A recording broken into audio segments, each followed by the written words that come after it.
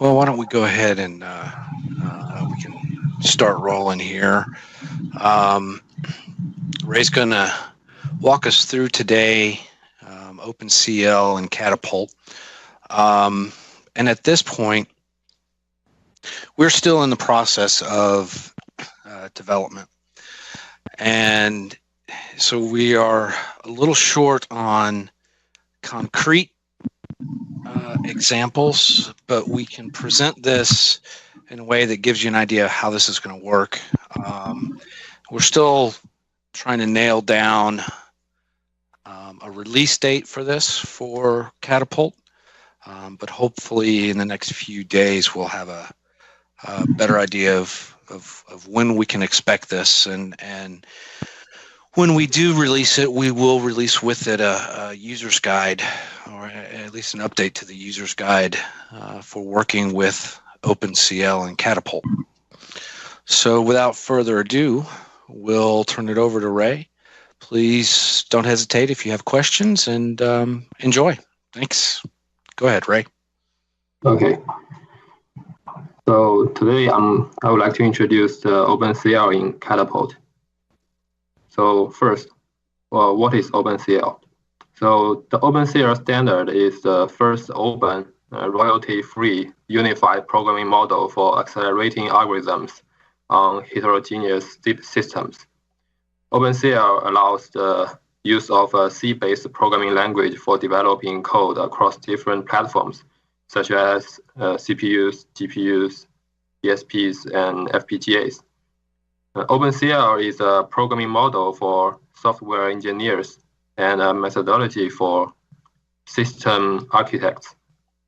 It is based on standard C99 with extensions to extract parallelism.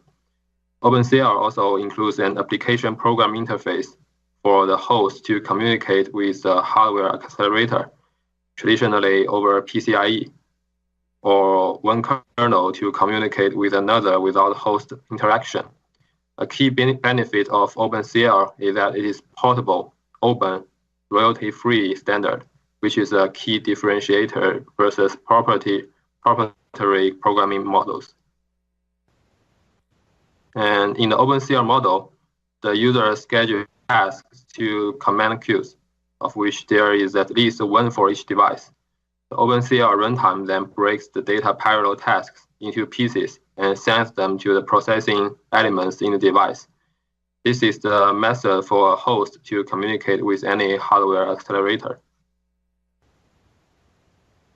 So the Intel FPGA SDK for OpenCL, it was Altera, now Intel, allows the easy implementation of applications onto FPGAs by abstracting away the complexities of FPGA design, allowing software programmers to write hardware-accelerated kernel functions in OpenCL-C.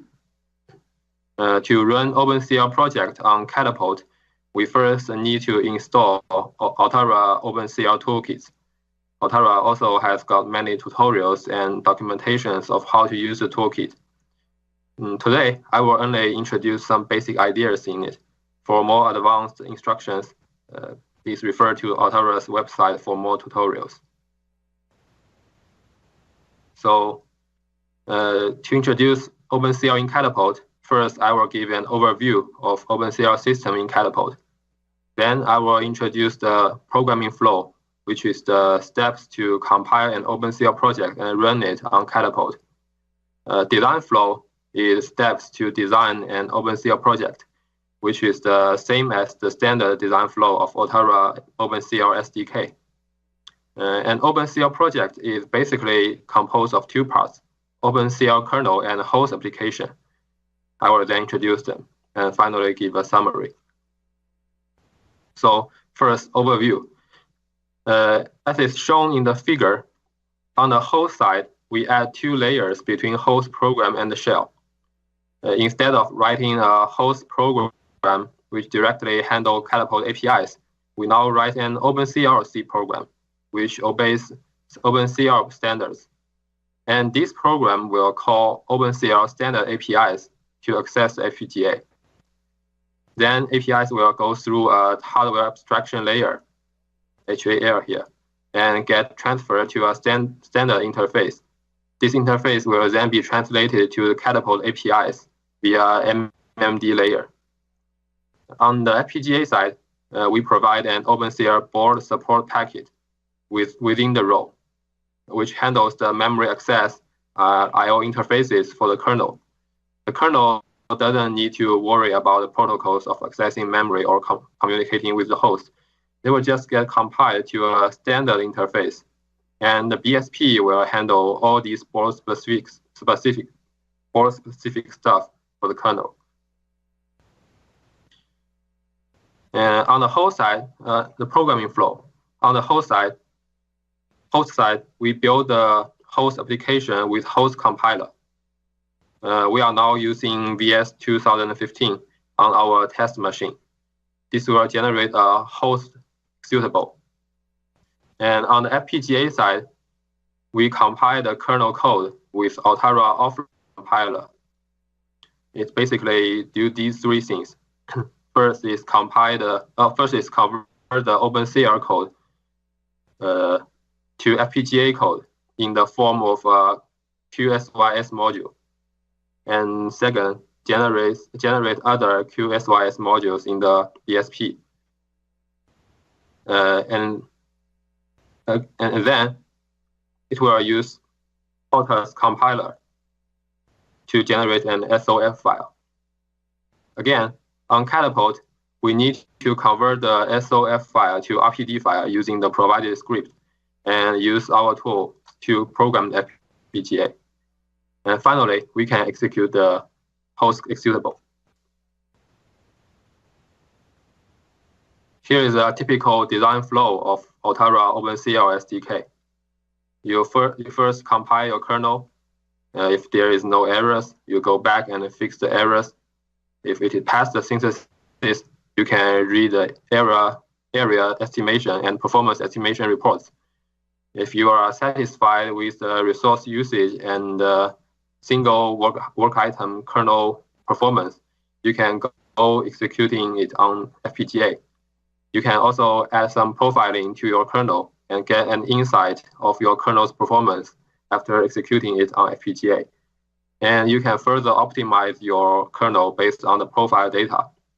This sort of iteration on the kernel design forms the multi-step design flow. You can refer to Altera's OpenCL programming guide, which illustrates the flow. Here is just a simple one-step OpenCL design flow. Okay, like I mentioned before, an OpenCL project is composed of kernel and host program. So what is a kernel?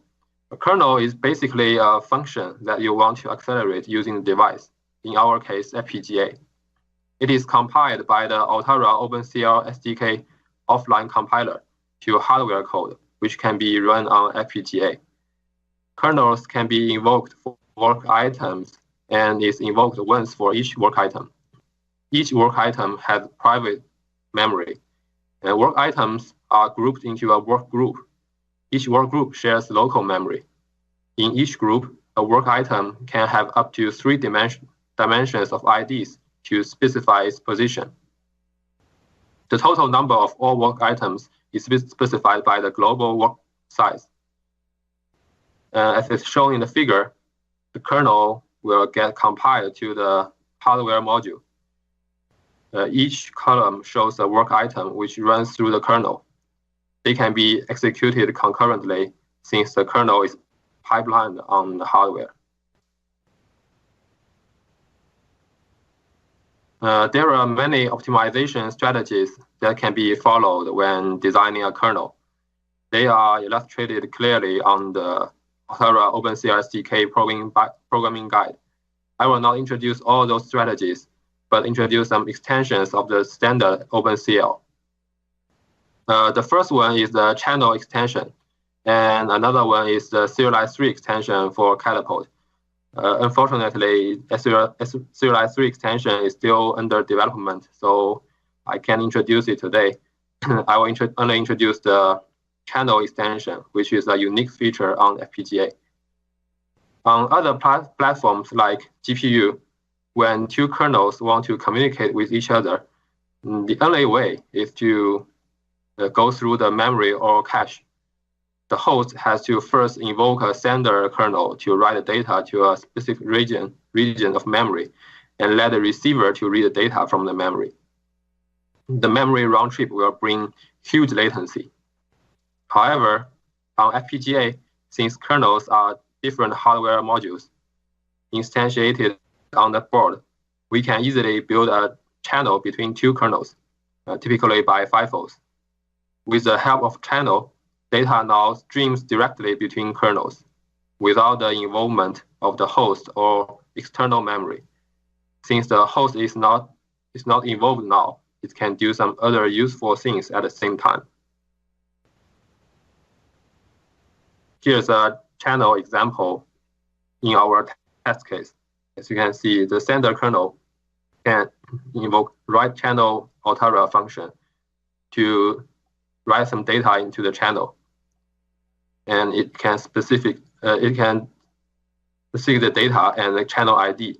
ID here is KCH, and then the kernel receiver can receive the value from the channel by invoking read channel Altera and set the argument as the same channel ID.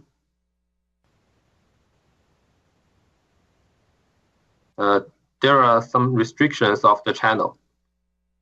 First is only one call site per channel ID per kernel. Because the channel read and write operations do not function deterministically, so for a given kernel, you can only assign one call site per channel ID. And channels within a kernel can be either read-only or write-only. Performance of a kernel that reads and writes to the same channel is very poor. The Intel FPGA SDK for OpenCL channels extension does not support dynamic indexing into arrays of channel IDs, which means you cannot invoke one write channel function without specifying a static channel ID.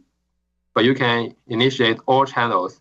You can instantiate all channels that are possibly accessed, and write a switch function to switch between the channels based on a dynamic value. Here is a ping-pong buffer mechanism using channel to facilitate the transfer of large data messages consisting of several words. The figure shows the interactions. First, the manager sends a token to the producer, and the producer writes the data to a region of memory specified by tokens. When is done, producer sends a synchronization token to the consumer, and the consumer can start reading data from a region of memory based on the tokens. And when the consumer finishes reading the data, it returns the token to the manager. And you can see between the producer and the consumer, they are communicated via channel, so the latency is very, very small. Okay, so how to write a host program? It turns out that in the OpenCL, there are several steps you need to do before calling the FPGA. The first is to create the OpenCL program objects. You need to invoke CL create program with binary to create a program object from the AOCX file. Here, the unsigned char binaries is the AOCX binaries opened from an AOCX file. Based on the program object you just created, then you should create the program executable by invoking CL build program. The program argument here is the program you just created. Then you can create the kernel based on the program executable. There might be many kernels in the program, so you need to specify which kernel you want to create in the program by setting the kernel name. kernels can be created one at a time. And before invoking the kernel, another thing you need to do is to set the kernel arguments. The host will pass arguments to FPGA via PCIe, and then you can invoke the kernel. In OpenCL, you invoke kernel by enqueue a command. The kernel will be queued for execution on device associated with the command queue.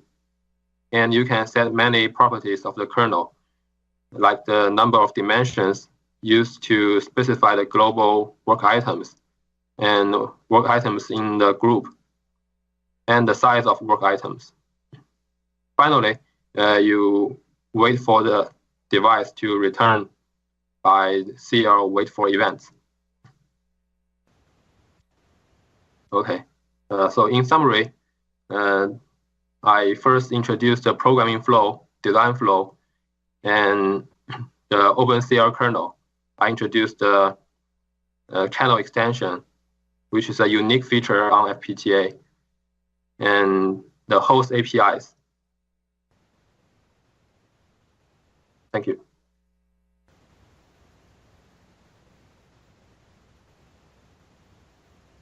Okay, do we have questions? I have a question. Hi, this is David. Hi, David. How are you today? I'm good, thank you, Rob. So my excuse me. My question is, so I see for the pipe implementation in Altera design flow, the pipe is actually similar to channels, which is more of the standard OpenCL implementation. Yeah. Or rather, I think I mix it up. So Altera is using channels, but I think pipe is more mainstream. So I was wondering what exactly makes the Altera channel implementation different from the standard pipes implementation of OpenCL? Is there any specific optimization within the channel extension Altera? I think that's what the keyword was. Oh, I remember they are very similar. Basically, the only difference is specified in the programming guide. Let me take a look at it. Yes, please. The difference, I think, the difference. Actually, you can refer to their programming guide to see what's the difference between pipe and channel.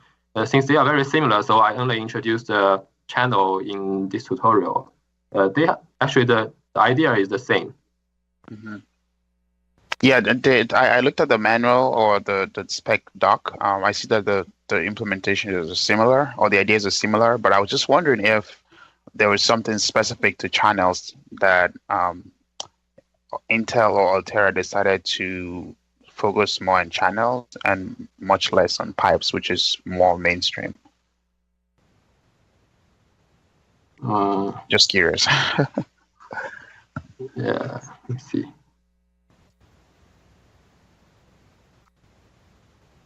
So the reason why I ask is because I'm working also with an FPGA that is from Xilinx, using this sort of kernel to kernel pipelining. So I'm looking at code portability. How easy is it going to be to migrate my code from, say, Xilinx to Intel and back? And so I was just wondering where my code could start to break when I, look at those implementations and their differences. Yeah. See. It's fine too. I could maybe contact any of those vendors and see exactly what the differences are, so I don't kill your time. But the other question that I had is, so the slide where you had the overview of the programming flow between OpenCL and Catapult FPGAs, if you don't mind going back to that slide. So there's a block that says MS, and I believe MS is Microsoft OpenCL MMD layer. Is that, yes. Is that, by that, do you mean a driver? Is that what it means by that block? Which block? the MS OpenCL MMD layer, is that the Catapult's like I don't know, device driver? It's actually an adapter to convert the adapter between the Catapult API and the OpenCL interface. Yeah, when the host program, like the OpenCL library functions, like CL in Q, something like that, when they are implemented by the several like micro functions, and these functions are then translated into the Catapult APIs. Okay. Yeah. So yeah, I see. So would there be any overheads, like any performance degradation with going from OpenCL to the Catapult's APIs and then to the FPGA? I was just wondering if there would be some, I don't know, data transfer bottlenecks and things like that. Yeah, actually, there do exist many overhead in the system. Right. See, we add more layers and more layers Right. introduce overhead. Actually, in the hardware, the BSP is built within the row. So one very funny thing is the row has a UMI interface to access the memory, FPGA memory, like I mentioned before. But the OpenCL kernel, not kernel, the OpenCL project compiled by Altera compiler exposes the Avalon interface. So actually, we have to add an adapter to convert Avalon interface to UMI interface inside the row. So funny thing is the interface is first converted from Avalon to UMI, and then in the shell, the UMI is converted back to Avalon. This is also an overhead. Yeah, actually, since we are adding more layers, it do bring many overhead, but the throughput is not affected, I think. Right. It's just latency becomes bigger. Okay. Yeah, I see. Thanks. I think this is probably my last question, maybe. So being that the OpenCL BSP is implemented within the row, so I'm guessing obviously that would take away some usable resource space for the user. So about how many percent of this area is actually lost? We haven't calculated that. Okay. Yeah. Okay, I see. Because I think the user definitely would have much smaller space to actually implement his or her kernel on. Yeah, okay. That's true.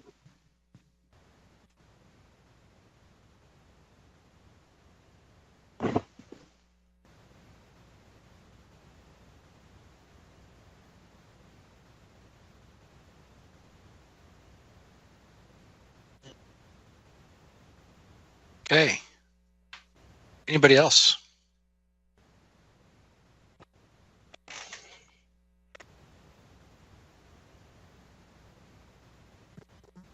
Nope. One question. Go ahead, Dave. It's all yours. So my question is, so looking at what is on the slide right now with the multi-FPGA, through the inter-FPGA router, will this OpenCL flow actually allow you to have kernel to IO type of flow?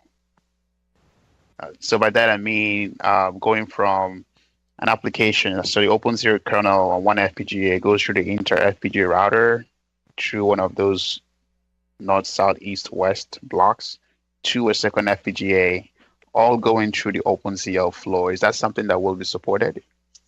Yeah, you mean the serialized 3 functions, right? Right, wrapped with OpenCL. It is still under development, and it will definitely be supported in the future and in the very close future, I think. Okay. That's something that I'm highly looking forward to, actually. My current research at the moment is based on multi-FPGA implementation. Yes, so I'm very much looking forward to that. Yeah.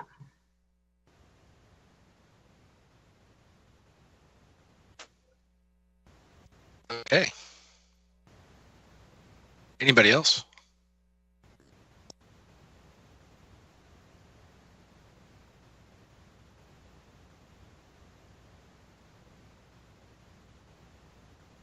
Okay.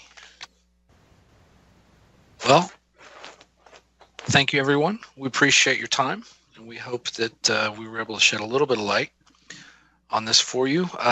Be on the lookout for communication about the next release, version 1.3 of the shell, which will include the OpenCL. And if you have any questions, please do not hesitate to contact me or contact us at catapult@microsoft.com. Everyone, have a good weekend. And again, thanks for your time. Thank you. Cheers. Thanks very much. Thank you. Thank you. Have a good weekend, everyone.